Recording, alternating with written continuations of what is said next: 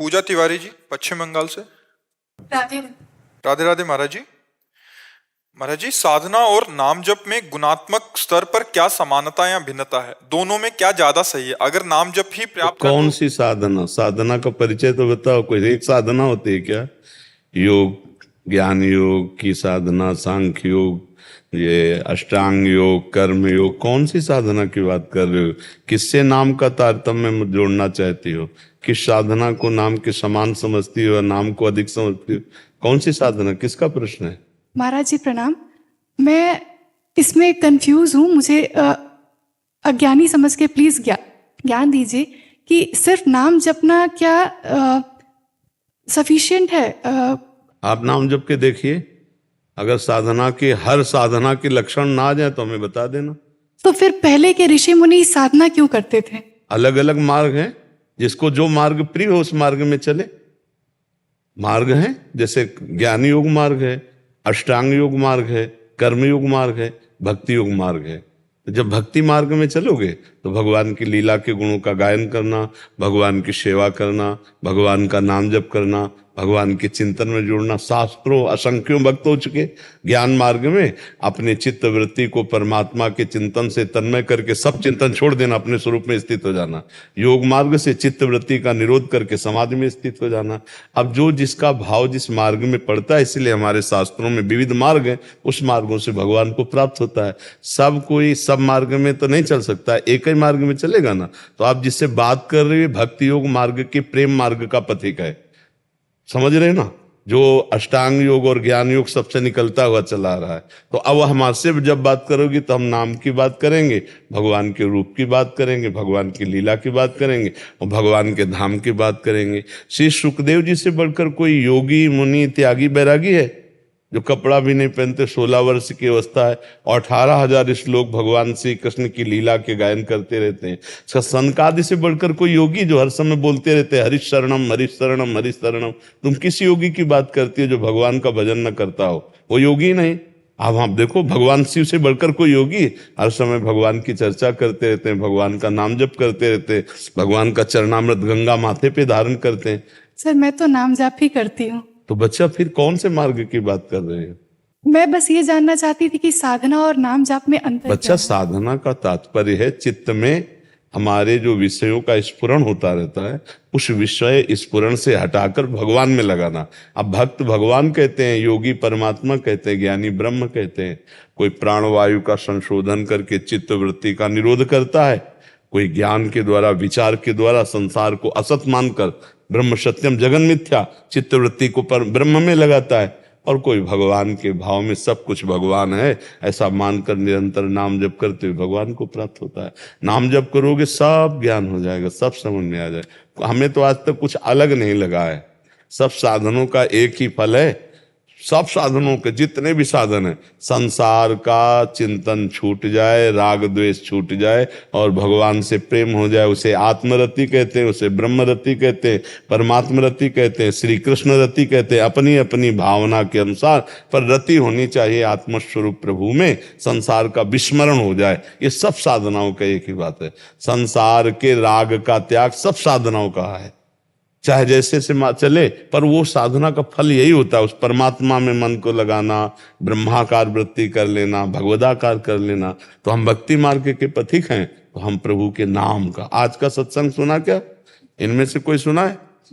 आज के सत्संग में था जो नाम को भगवान से भी बढ़कर मानते हैं, भगवान से भी बढ़, और हमारी ठसक हो कि हमारे प्रभु, मैं प्रभु का, इसी से सारा कार्य बन जाता है। चित्त वृत्ति का केवल संसार चिंतन छूटे, बस सब काम बन जाएगा। जीव परमात्मा स्वरूप पहले भी था, अब भी है, आगे भी रहेगा। वो भूल से अपने स्वरूप को भूलकर शरीर को अपना मानकर भोगों में रमण कर रहा है। मैं यही बात हटाने के लिए साधना है। तो ये कलिकाल मलायतन मन कर देख विचार, श्री रघुनाथ नाम बिन नाहि नान आधार। बिना भगवान के नाम जप के कुछ नहीं है।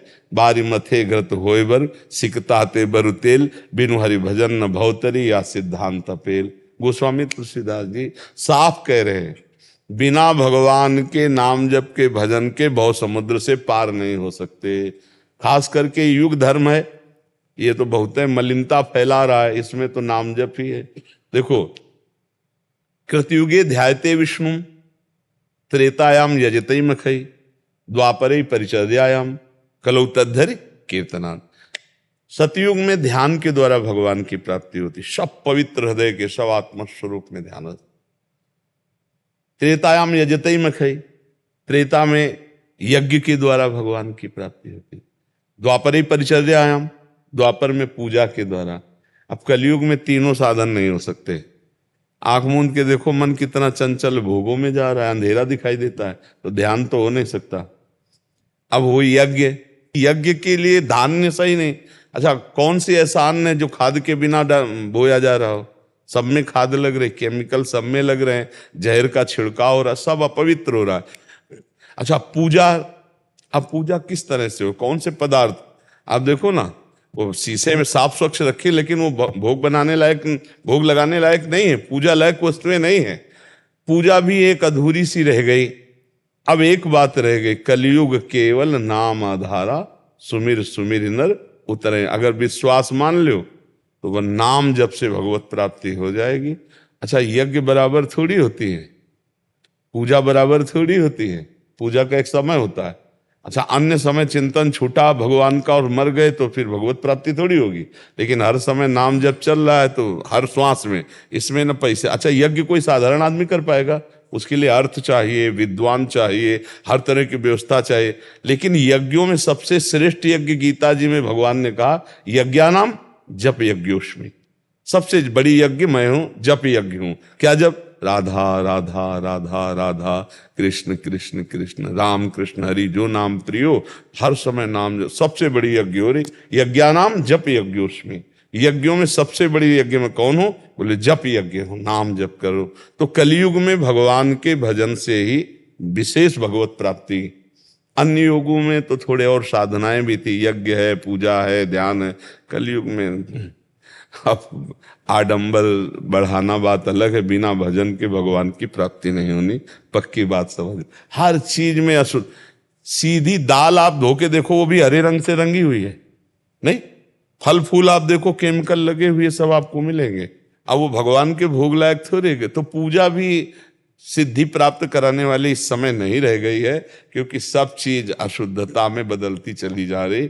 एक चीज है जो बिना पैसा के और सबसे बड़ी निश्चित भगवत प्राप्ति हो जाएगी, वो है नाम। देखो, इसमें पैसा नहीं लगता, इसमें मिलावट नहीं है। हम राम राम राम राम हर समय रटे, कृष्ण कृष्ण रटे, राधा राधा रटे, और चहुं जुग चहुं श्रुति नाम प्रभाव, कल विशेष नहीं अनुपाव। चारों युगों में, चारों वेदों में भगवान के नाम की महिमा है। जो नाम में विश्वास कर लिया तो निश्चित भगवत प्राप्ति हो गई।